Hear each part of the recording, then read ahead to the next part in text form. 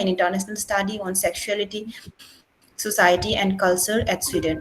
He is also the advisory member of the Global Alliance Against Trafficking in Women, International Christian Alliance Against Prostitution, National Anti-Human Trafficking, etc.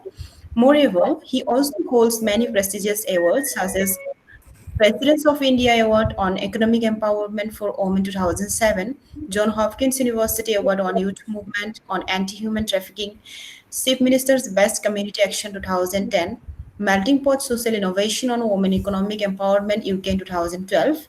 In Northeast level, he is also the member of training Anti-Human Trafficking Police Unit, member in State Unit Human Trafficking, member of Focal Persons on Child Trafficking to SAIVSC on an apex body of SARC. So a heartiest welcome to this session, sir. So now the platform is all yours, sir. Okay, thank you so much. It's a very lengthy introduction, in fact, which is not necessary for us. But however, I think I'm so happy to be part of that. Thank you, Preeti and Karamdao, for giving me this opportunity to talk, which is so close and dear to my heart, and been working on this issue last 22 years, and in India and the South Asia level. Well, let me start. My talk will be slightly, I would focus about lockdown and what consequences the women has to go through, and what emerged in that lockdown in terms of violence against women, and in terms of online sexual exploitation of the girls, in terms of how many single mothers who have been actually the breadwinner working into the unorganized sectors due to lockdown, they lost job, they lost earnings. What happened to their life in consequences? Then all the women who have been actually returned as a migrant returnee, working in the different metro cities from Assam particularly. I call them as the invisible, uncounted women, where this side of the story has never been focused. So what happened to those community particularly? I just wanted to highlight in the lockdown, nation is not locked down, but the violence and the trafficking lockdown. So let me define the human trafficking during the lockdown. Nation lockdown, but trafficking and exploitation of women is not locked down. Why I said this, if you look the scenario, during lockdown, we have 35% increase of domestic violence cases. Then 45 sharp increase of online child sexual abuse in India. So then if you see Assam, in India as a whole has been one of the top in the country. The content development of the pornography film and the community who has browsed the pornography, child sexual pornography, is all developed in India during the lockdown. So if you see I don't know what you call it as a frustration or as it becomes like a means of entertainment for the certain section of the people. But in a way, that is absolutely demonizing the dignity of the women and the girls particularly, what happened in our country. And it's so scary situation that the protection of the women and girls during lockdown, if you look at statistics, is very scary. Now, this is a nationwide, the lockdown consequences of the women and children. Now I come to my very, very close in my hard work, which I have struggled almost 22 years of my activism in the Northeast and the national as a whole. If you see the traffic survivors rescued and restored back with the family. In India, there are more than 3.5 lakhs the rescue traffic survivors who are actually restored back with the family. This section of the women has been one of the most invisible and addressed section of the women during the lockdown time. Then if you see the invisible section of the girls in the street children, during lockdown time, before the lockdown time, every traffic red light area, you would have seen the girls begging. In the metro cities and the railway stations, But during lockdown time, they simply disappear. The question arises for us is that where have these invisible women and children disappeared during the lockdown time? Where have they gone? Now, if you look at the system which is supposed to be giving a protection and the rehabilitation, or maybe the relief response services to those communities, we as the frontline workers into the community has not experienced. So it is a totally lockdown, and entire visible scenario has become invisible. So I work with the Traffic Survivor Network in India. We have a Survivors Network forum nationally. So those Survivor Network forums are actually been mainstreamed from the various forms of exploitation in the commercial red light area, or traffic and soul into the commercial sexual red light area. They are actually being rescued and given a chance to live again into the mainstream society. But during lockdown time, the condition of those the mainstream commercial sexual exploitation women as well as traffic survivors has absolutely become unaddressed issues by any of the organization nationally, internationally, and the government. More so about, I will call it as a government inaction towards this situation. So I've been doing lots of webinars with the Traffic Survivor Network, the group in national level. So if you see the condition, have they ever received the free ration? No.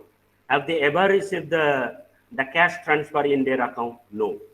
The reason is that they do not have any kind of documents to access the social security system which the government of India has announced during the lockdown time. We call it as a central flagship program, absolutely being not reached to those communities.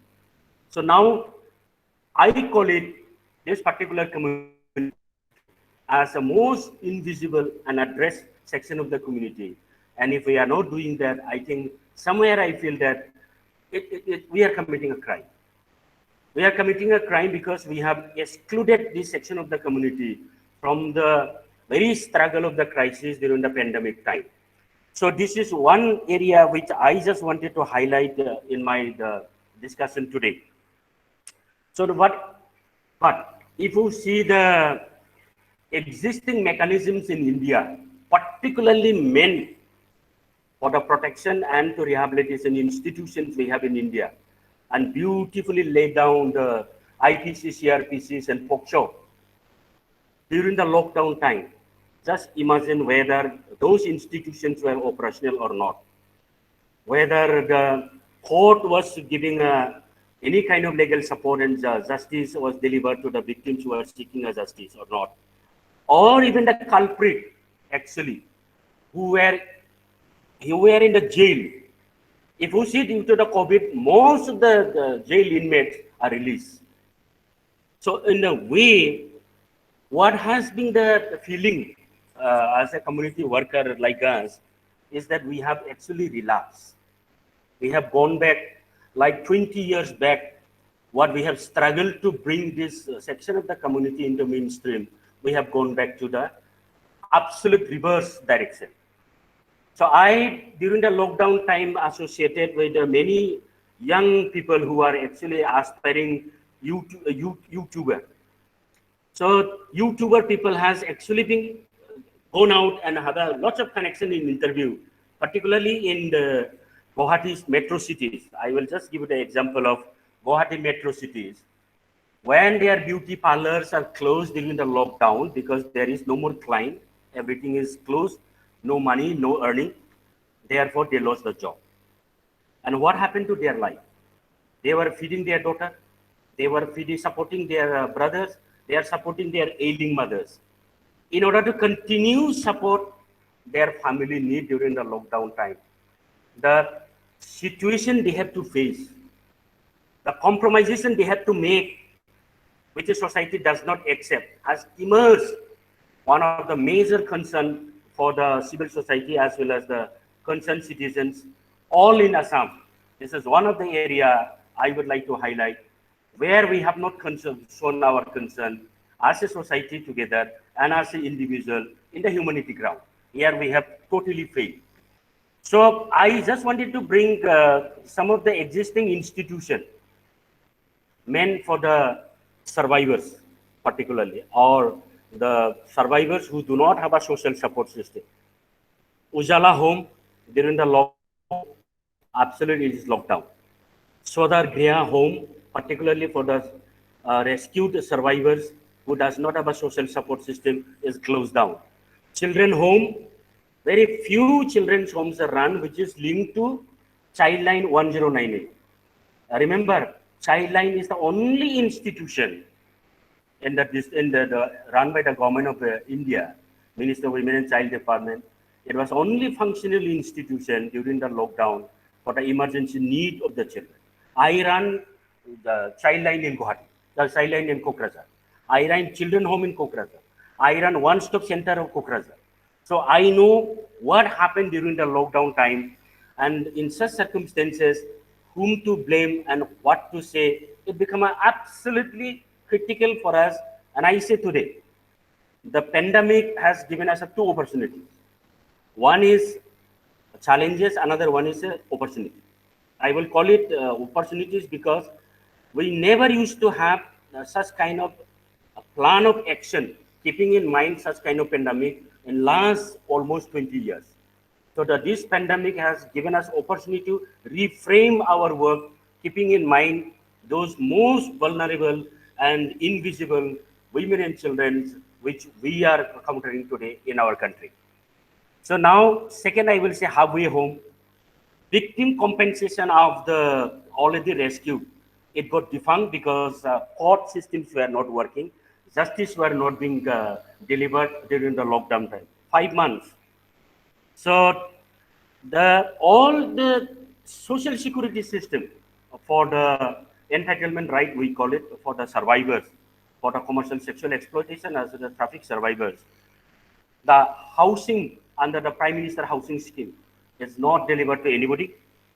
And livelihood schemes under the State Rural Livelihood Mission is absolutely non-operational. OSC centers, one-stop center, it just exists after the Nirbhaya rape case for the rape victims. But if you see the amount of reported cases of the child rape we received in the Kokrajhar district alone, forget about other districts. So there are 10 trafficking cases during the lockdown time in the tiny Kokrajhar districts alone. The 5 cases of the child rape case. Then we have around 12 child marriage cases during the lockdown time. So since institutions were not in operational and the duties and responsibility of the uniform personnel, police, were diverted absolutely addressing the COVID management system. So one side of this justice delivery system, raid and rescue, social security system provision, we absolutely failed during the lockdown time. So now let me come to challenges, which we all know what is the challenges. I will not call this as a challenges. I will call as a government not giving any commitment to fulfill what is already existing in our guideline, in our books, in our records, in our law system.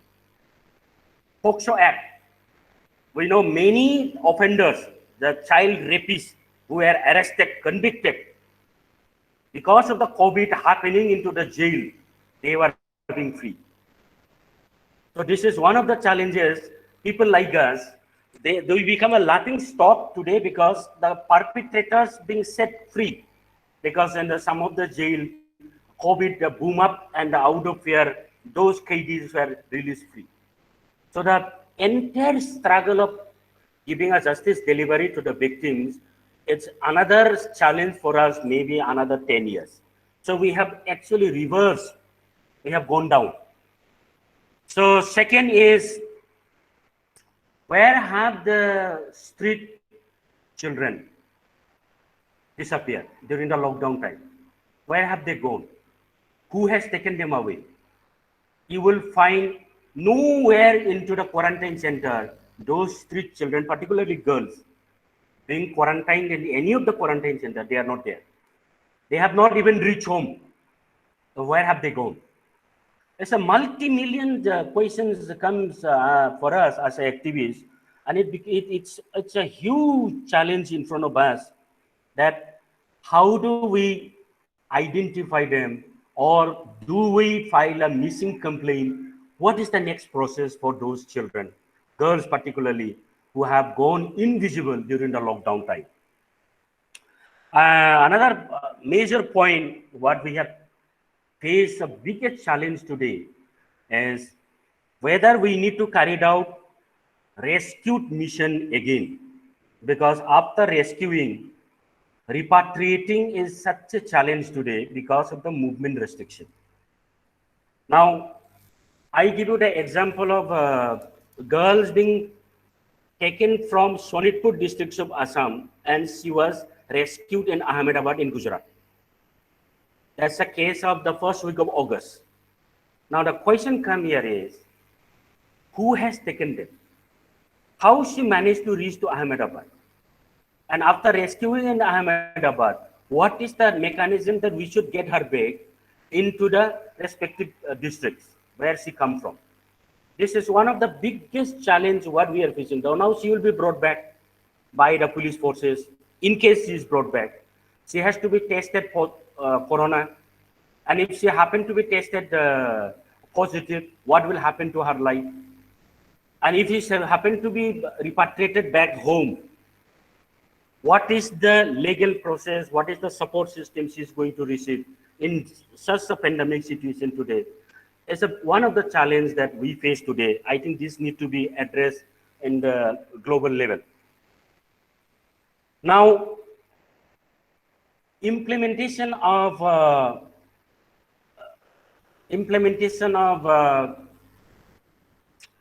Mahatma Gandhi's National Rural Employment Guarantee Scheme, which could have actually substantiated some of the most pressing need of the below poverty line, particularly is those repatriated or returnees, migrants, for their survival. Today, in the rural area, because of the lockdown, not having any job, no earning avenue, people are suffering because they don't have anything to earn, anything to survive, and no money to feed their family.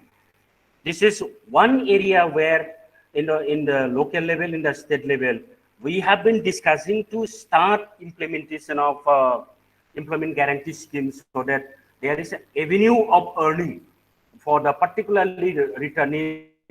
In Kokrajhar districts, I don't know other districts, in Kokrajhar districts we have 37,300 migrant returnees. Out of that, 25 migrant returnees is women and girls. So look at the situation and why we are actually being pressurizing to make these employment guarantee schemes operational in the district or on the state as a whole, which Government of India has been blowing their trumpet. They have started implementation of employment guarantee scheme. Practically, it is not implemented. As a state of Assam facing a dual vulnerability, coronavirus and the flood situation. So where do you stand? And in such situation, what happened to the women who are actually rescued and repatriated, restored back with the family? What happened to the children who are actually being restored back and continuing in their studies? What happened to the boys and girls who have been brought back by the special train? What happened when they are put back home if they have nothing to eat?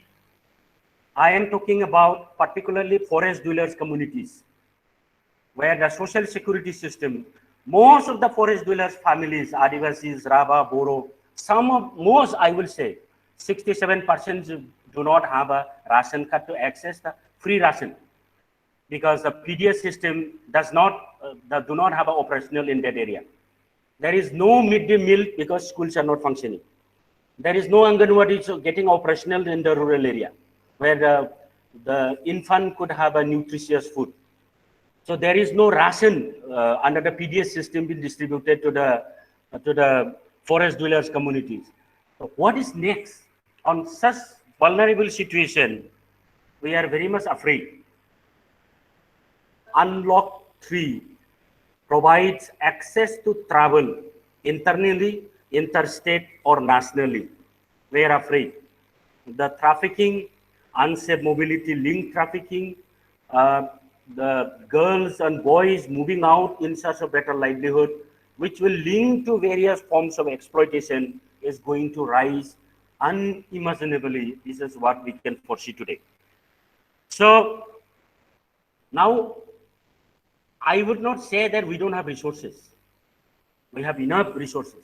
We have unspent money under the one-stop center. We have so much unspent money under the Swadhar home. We have so much unspent money under Ujala home for the destitute women and girls who need support, who does not have a social support system. I do not believe today that the government of India does not have the resources. No, it is a matter of what is the will we have to give a commitment. We have beautiful POCSO Act. Look at the last 5 months. What is the reported cases of the POCSO? What is the conviction rate of the POCSO? It's absolutely zero.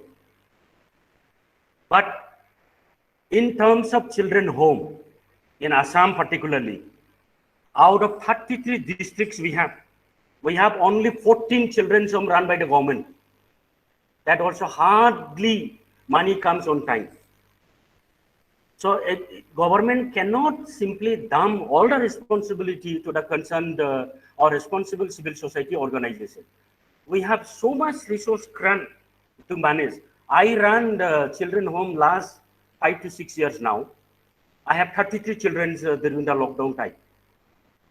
Managing the children without fund, and I cannot even imagine in the other organization how they are managing without fund. Why is government not allocating? Every district should have a children home, properly budget allocated, so that every children, particularly girls, who do not have a social support system, should have a protective institution in place. If it is not, I think government and we as a together, we have failed drastically. This is some of my concern, and I urge this platform, or through this platform, that I think collectively, how do we make access of the existing institution operationalized during this pandemic situation? And the government also need to look into the area. All the central flagship program should be operationalized into every district, every block, so that our below poverty line population should not suffer, and due to which they should not able to give up their taking care of their children. Last not the least, I just give you one example. In the first week of July, I have put up this in our social media and the Facebook. The migrant returnee from Gujarat, he does not have anything in his pocket, no earning. He came, he lost the job, he came back. He does not have any money to survive at home. Ultimately, what is next left? He has got 2 daughters. One is 1 year, one is 4 months. He decided to sell 4 months baby at a cost of 45,000 rupees to survive and feed his family. So this is the reality I'm talking about. And the reality, second reality I'm talking about is that the unorganized sectors where our girls were working, all are closed down in the metro cities. What is the next line for them? Ultimately, the survival they can look into for their life as well as feeding their family is to selling their body and earning some money to feed their family. So if measures are not taken, I am afraid, once the lockdown will become totally unlocked and all the communication system is operationalized, we will not have any resources and manpower to protect the kind of situation which is going to take place in India, particularly from the rural to urban. Because earlier what we have experienced reverse migration. Now we will experience another forward reverse migration, because whoever has returned, they will take another 5 more people along with them and supply it to the agent, because this is the means of earning. It will become a means of earning for them. So we have to be very careful in present. I think collectively, what we need to do is look into every corner and need to work with the government. Government cannot be simply silent spectator what we are going through in the community during the lockdown. Providing only ration under the ration card is not sufficient for the below poverty line. Particularly in Assam, we have 12 lakhs households who does not have a ration card. So we have 401 forest villages in Kokrajhar, 18,318 households who does not have a ration card. So you cannot even imagine the situation. I am only talking about one district in Assam, in the BTC. Look at another area. Look at us, South Salmara. Look at the Dhubri. They are being so much hit by the flood. They have no house to live, and the corona other side. So in such situation, I think what we need to have, rather than only having a collective discussion and chatting in this platform, we need to act together as a concerned citizen and pressurize existing institutional to be operational, so that social security system is being in place for the people who need support at this present juncture. I think I will stop here. Thank you so much for giving me this opportunity. Thank you. Yeah. Thank you, sir, for your valuable and very informative speech regarding these issues relating to women and children during this pandemic situation. I think Rasko sir is here. Hello, sir. Digambar sir, Subram Rasko sir is here. He's the head Yes, of the sir. Department of Guwahati University, Law Department. Sir, Yes. it would be better if you add something in this regard. Sir, please unmute your audio, sir.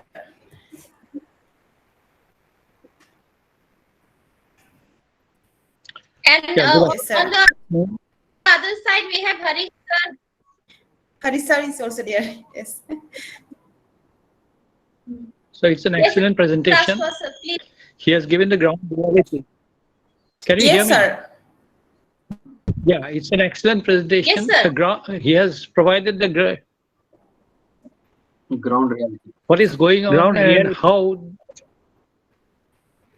the most deserving people have been deprived of the various schemes in existence presently due to the COVID situation. As I said, it is an excellent presentation. I have nothing more to add. Thank you. Sir. Digambar sir, there is a question Yeah. from Subhas Santiga in the chat box. Okay. So is human trafficking or POXO Act, POXO Act can be assaulted to the persons intentionally who had attained age of majority 18 plus? If such cases arises, then what are its compensation in returns of justice to innocent people? Okay. Every trafficking cases has a rape component. So any trafficking that we rescued is rape multiple times, 20 men a day.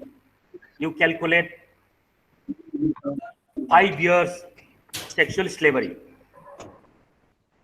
So in that context, if victims could able to claim a victim compensation, I think we are very happy.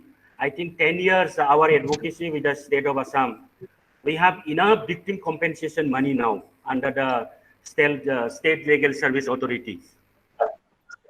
But we have to apply. All what we have applied from the Kokrajhar districts, there are many things we face a difficulty, because if a victim is being rescued in Gujarat and the Gujarat police does not send all the required documents, evidences like medical test report being conducted in the civil hospital, then statement being taken by the concerned authorities, and all how the rescue operations are done, how she is being victimized for many years. Now she's free. All the documents has to come while they are repatriating the victims, and the respective states or districts. Once she's arrived, I think we have DALSA, who is the authorized agencies in the district, who will recommend to the state legal age authorities for the victim compensation. We have 76 lakhs annually fund available in the state today. The government of we should thank the government of Assam for allocating this budget, and we have 1 crore money for the police training on the countering human trafficking and conducting raid and rescue. Earlier we don't have money. We have only 5 lakhs, which the central MHA used to give. But now I think state has come forward and allocated enough resources. But this is where is availability is. Beside this, if she come from below poverty line and require requisite kind of livelihood options, we have allocated 45,000 rupees for the per victims under the state rural livelihood mission. That money can be availed, but most of the time, because victim is not empowered enough to approach, we fail to access these opportunities. We have a Prime Minister housing scheme. We have a land entitlement. So everything is there, but who is going to work for them? The civil society organization, I think now I am very happy that in Assam, we have district legal age authorities, we have enough para-professional to help us. But yes, last 5 years in Kokrajhar, we could able to secure around 6 victim compensation. There are provisions under that. But with regards to the culprit, I call it, perpetrator, law will take the due course of action. POCSO is there. Under we have IPC, CRPCs. It is punishable under the Act. But if it is a minor rape case under the POCSO Act, we know it's unrepairable damage and the person has to undergo 7 years rigorous imprisonment. So that's the law. So I think that law has not been I would say given enough punishment to the perpetrator. Therefore, people are not afraid of. Imagine the lockdown time, 5 child rape case in one district. And don't ask me how you get this information, because we work with the police. We have 1098 childline toll-free number, and we have created SMSing system. 15,000 adolescents send SMSs to us if cases happening in their respective area. So it's an excellent opportunity, and take forward with the police department, get the perpetrator arrested, get the victims legal support, and whatever compensation is required. It's there. It's there. Yeah. Thank you, sir. One more query is there from Pranay Aditya, sir. So will you kindly share your experiences from the responses of authorities? Well, partially, see, we are not liked by the authority because we are actually whistleblower. Therefore, nobody will like us, first of all. Second, and they cannot also avoid us. I take it this opportunity. So, almost, I think, 12, 13 years struggle in Assam. Today, the government of Assam acknowledges child trafficking is a major concern. We have a video which a police officer at the SP level is saying, in Assam, trafficking is a much more bigger issue than militancy issues in the Northeast, in Assam particularly.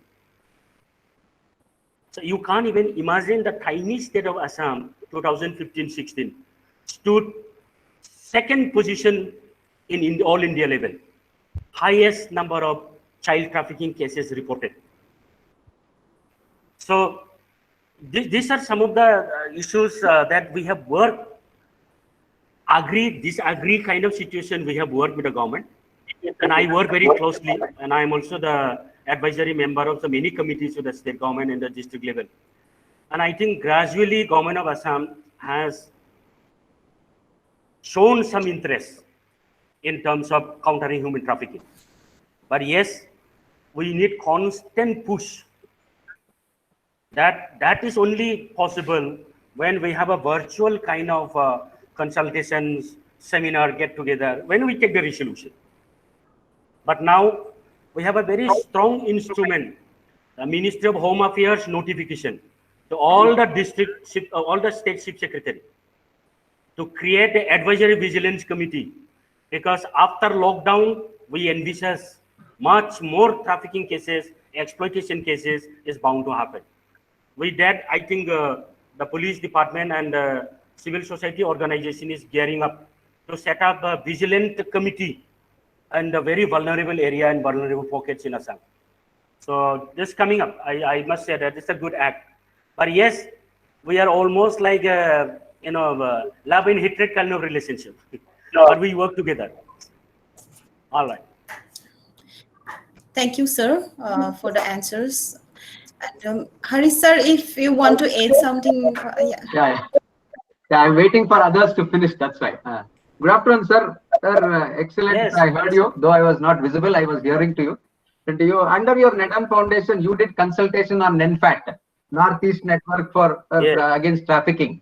With this network system, has the trafficking come down through your capacity building and strengthening of consultations on one ground? The other is, the second point is victim compensation under the central government for trafficking, rehabilitation of people in trafficking, victims of trafficking. 1 lakh is there.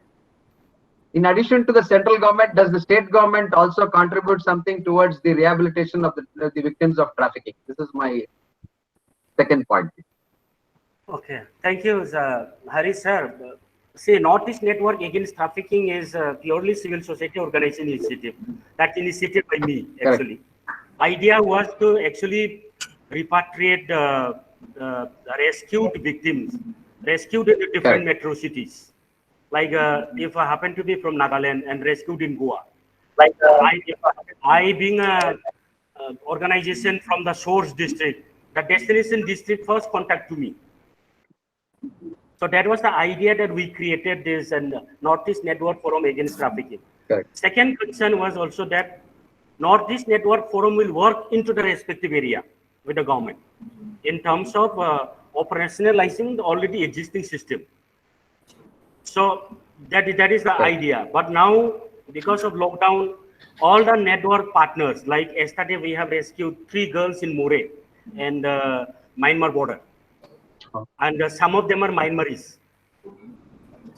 So now sending them back the cross border become a huge challenge because the border is closed. I have 25 girls, Rohingya girls rescued in Northeast. Last 5 months, we couldn't able to repatriate because Bangladesh is closed. Border is closed. So this is where our network partners work very together collaboratively, because it's not possible for NEDAM to work in every state of Northeast. So the partners is strengthened in that way. Victim compensation, yes, sir. Central has not allocated any money to the state. It is a state. But under the central scheme, it says that 1 lakh for rehabilitation of victims of trafficking. Yes, that is under the Ministry of Women and Child Welfare. I think Northeast, from the Northeast, Delhi is very far. So, and we are very short to climb up and get that scheme.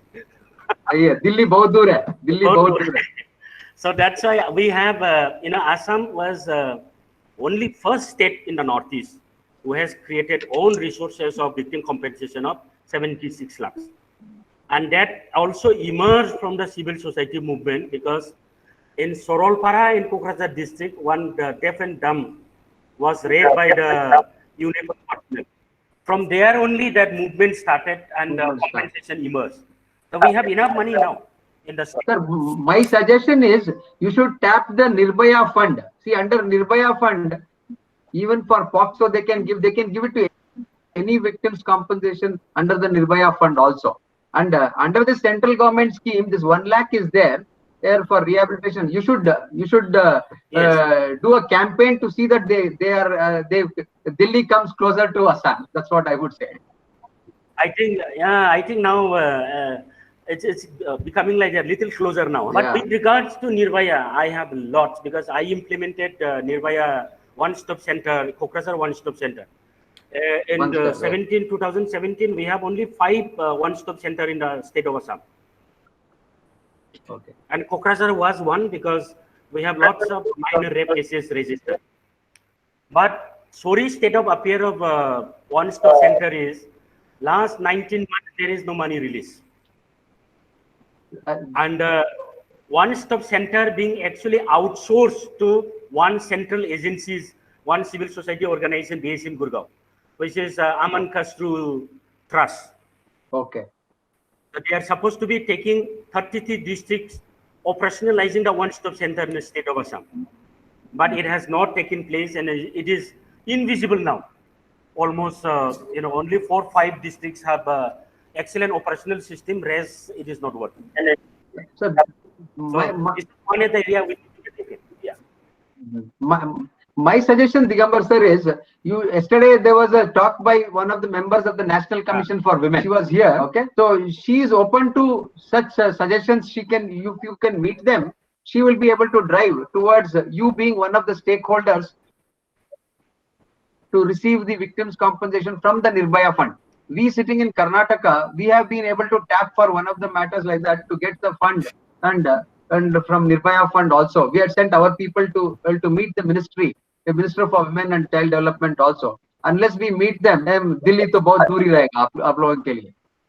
I think you should meet and make your MP to raise this question in the parliament. This is what I do always, to make this issue come up in the parliament by feeding the MP in the local area to raise this issue, so that it gains some momentum. You need to campaign. And यहाँ आंदोलन नहीं किया तो हमारे देश में कुछ भी नहीं होगा. Only crying babies are fed. The mother will not feed the baby if the baby doesn't cry. It is simple in every aspect of the life in this country. That is right. I think we need to do that. Thank you very much, sir. Nice interacting with you. Anything from our side, you tell me. We will drive the force to you also, to the Northeast. I come to Delhi now and then for various other matters, as for social NGO, other issues and things like that. I can put you on to MPs to drive this also. Sure. You drive it through your own state women's commission also. You should be able to get it. Yeah, that is almost like one of the sleeping elephant of this department. So you need to wake them up. Sir, we need to wake the deep slumber people here in this country. I think time will come. Next 2020 election, there will be lots of changes. So that, I could see that. That is yes. Right. That is one. Thank you, sir. Thank you so much, Hari sir. Yeah. Welcome, sir. Thank you, Harish sir. Digambar sir, one more question is there in the chat box from Manijit Goswami. He is asking, sir, your views on improvement of structure of reforms for stop trafficking cases in India. Yeah. He's asking about See, it's a very, very sad state of affair. I will just bring you one example. So, we have under the Integrated Child Protection Scheme, we have enough structure in the national level. This need to be operationalized. But only thing what I see is that I believe that such kind of move cannot take place with a government department. I think civil society need to come. I have been really fighting, eating together one in plate and also fighting with a spoon with the National Commission for Protection of Child Rights, asking them to constitute the State Commission for Protection of Child Rights in Arunachal. Okay, Arunachal does not have a state the Commission for Protection of Child Rights. Therefore, any kind of child rights violations taking place in the respective state there is no statutory body who could handle the case. Due to which what happened? No CWC operationalized. DCPUs are not in place. So, but my argument with them is that if you go in every rich Arunachali household, there will be Adivasi Bodo 3 or 4 girls working in their house. Okay, so how they have taken the neighboring states, vulnerable tea garden children, vulnerable tribal Bodo girls to work in their house as a domestic labor. So that this is one of the states where I see what we are working with the NCPCR and now. Without setting up the statutory body and the system in the particular neighboring states, we cannot simply go and do a raid and rescue, which will become a very dangerous situation because the laws are in the hands of the common people and in a place like Arunachal. So this is one area, but with regard to the structure, we have enough structure. We have every district constituted a police official under the district anti-human trafficking unit. There is also the civil society members who should be involved in that committee. Then we have a district advisory committee of the protection of children. Then we have advisory committee members on all the one-stop centers in every district. The structures are in place. Under the ICPS, there should be a community child protection committee in the village level. There should be an adolescents club in the village level. If these systems are operationalized, nobody, no trafficker can simply enter into the stranger place and lure any children from that area. So this structure needs to be operationalized, I will definitely say. But a very institution like ICPS, which is a central flagship program, all the staffs are not a permanent staff. They are all contractual. So giving a commitment to them is a little far dream, I would say. Look at the CWC. They are just honorary people being simply appointed politically. Today it become a political. They are all appointed politically. So for them to make them realize, that system need to be operationalized, I think the state child protection society should be instrumental of doing that. So all of us, whether they like or they don't like, we have every right to issue a letter to them, or if not, public interest litigation. I remember in 2007, the Supreme Court directive of setting up nodal agencies of countering human trafficking in every state of Northeast, they were sleeping.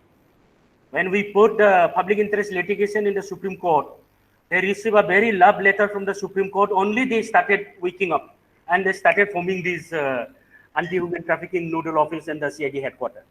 But today, I think it is operational, particularly in the state of Assam. Other states need to be very loose, need to be strengthened in the Northeast.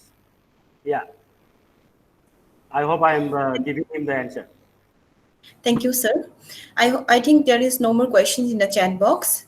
So now we are at the end of this today's session.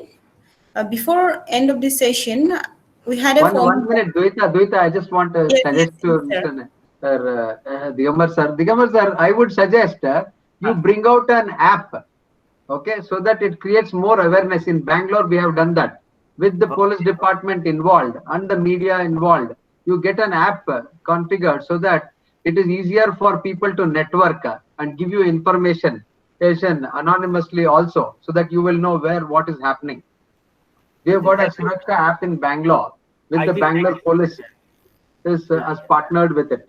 And there are a lot of agencies outside India who are willing to help for such matters where it comes to human trafficking, child trafficking in particular, and sexual abuse against children in particular. That is why.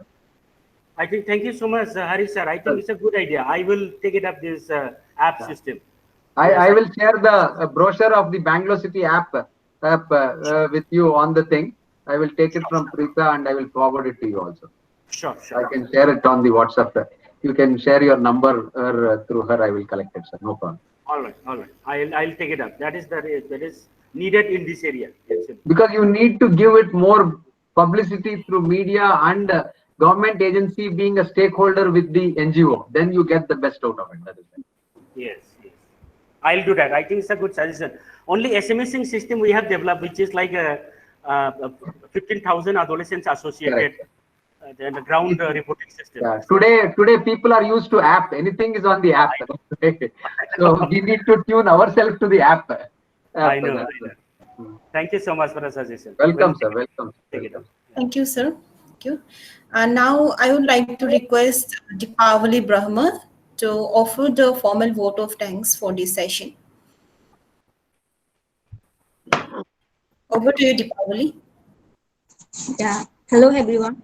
Honorable Shri Dagambar Najari, Chairperson of Nedan Foundation, Kokrajhar, Assam, respected Principal of Kokrajhar Law College, and all the participants.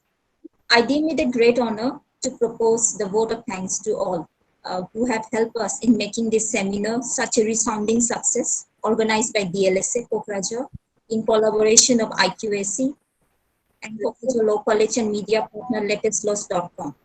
It's my privilege to have been asked to propose a vote of thanks on this occasion.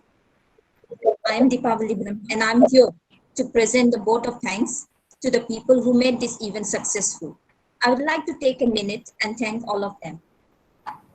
I, on behalf of the Kokrajhar Law College, Organizing Committee Chairperson, Sri Vidyut Medi, Assam Judicial Service Government of Assam, and Deputy Chairperson, Ms. Preeta Brahma, Principal of KLC, Faculty Coordinator, Ms. Duita Sargyari, Assistant Professor, IQAC Coordinator of KLC, and Shri Karamda Wari Sir, Assistant Professor of KLC, and also along with DLC Coordinators, Shri Narapati Brahma, Paralegal Volunteer, DLC of Kokrajhar, and Shri Mrinmoy Najari, Accountant of DLC Kokrajhar, extend a very hearty vote of thanks to the Honorable Delegate who blessed us with his presence and took out valuable time of your busy schedule. Before I go forward, I would like to give a small introduction regarding the Nedan Foundation of the Kokrajhar. Nedan Foundation is an NGO registered under Public Charitable Trust Act. Nedan Foundation, a Kokrajhar-based NGO, which has been working for combating human trafficking for more than a decade. Presently, Nedan directly works in the Northeast region, particularly at BTR Assam. Nedan is empower youth, women and girls on various issues such as human rights, trafficking in women and children, sexuality, environment, etc. Enable them as equal decision makers in the development process and peace building in the Northeast. Nedan also attempts to provide youth a forum and a platform for creating a developmental vision and conscience through which they will be able to build networking between Northeast youth groups and the national and the international youth forum. There are some activities I would like to involve. On 30th July 2020, Nedan Foundation observed World Day Against Trafficking in Persons. While observing this day, ration for 1 month among 3 resort traffic survivors. And also they engage when the destination girls home children during the law, where they make pickle making for self-reliance. The Nedan Foundation produced 500 kg of organic mango pickle by the girls of DGH. The aim is to raise some funds so that they can manage their home and continue their studies. Nedan Foundation also distributed masks among the poor and the needy people of Kokrajhar district during the COVID-19 lockdown 2020. And there are many more. I would like to a huge round of applause, sir. Your work was tremendously remarkable. I must mention our deep sense of appreciation for Sri Digambar Najari, Chairperson of Nedan Foundation of Kokrajhar, for his work. Also, I would like to extend a special thanks to Sir for inspiring us. I personally liked the respected speaker highlighted the drastic change of rising domestic violence, human trafficking during the COVID-19 lockdown on the surroundings and all the solutions that can be implemented. The way you have explained the topic is exemplary, sir. I may like to express our sincere thanks for giving us an excellent coverage to his speech idea. I would like to thank our beloved principal, Preeta Brahma, for her moral support and that I'm very grateful to organizing committee, faculty coordinators, and DL for giving a wonderful platform to learn during this pandemic. And would like to thank the coordinators for making this seminar a great success. I thank all the people who have participated overwhelmingly in making the event success. I heartily congratulate all the participants who have turned up in such great numbers, not only from our department, but also from other departments of the college, from different places, and for their active participation in this event. As no program can become with a single person. So I extend my big thanks to all of you for making this event successful with your contribution. Thank you. Thank you, everyone. Thank you, Deepavali, and thank you, Digambar sir. Actually, recently on Women's Day, I have visited his destination home, and having to meet the girls living there, it is actually very joyful and tremendous work done by you, sir. Actually, really, you need to be applauded for your contribution towards the society and uh, working working towards building our society uh, a a happy place to live in. Actually, really tremendous and overwhelming to see you, sir. And it's a great opportunity for us to be able to hear from you on this platform. And we hope to work with you in future times, sir. And I really pray that your destination home gets the required amount of fund to run your shelter home, and also at the same time not only to run but also to give uh, education right from the childhood age till the highest education that the girls intends to pursue.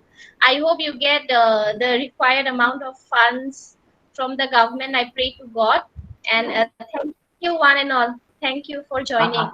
And Preeta, one last word to Mr. Digambar is for these children who are in the destitute home, under RTE you will get anyhow education free. For higher education, I think all colleges in the state of Assam should reserve one seat free of cost to uplift the destitute children so that they get free education. Make them a literate class so they will be able to safeguard their interest. Most welcome to our college, actually, sir. If any girl wants to pursue law, then yeah, I was about to come. I will, because two of my daughters are graduating. After graduation, then I will bring, definitely. We are ready to help. We are ready to include them in our college, sir. Yeah, I become like a grandfather, grandmother, father, mother, everything for all the children. So I will do that, whatever I could. Thank you so much. Yeah. Thank you one and all. Okay. Thank you, Preeta. Bye-bye. Thank you, Zuita. Thank you. Thank you, sir. Thank you, Hari sir. Thank you, Subram Raskho sir. And thank you all the principal madam. And thank you all the participants. With this, I end these sessions today. We'll meet again tomorrow. We'll see you tomorrow, participants, at 10:30 a.m.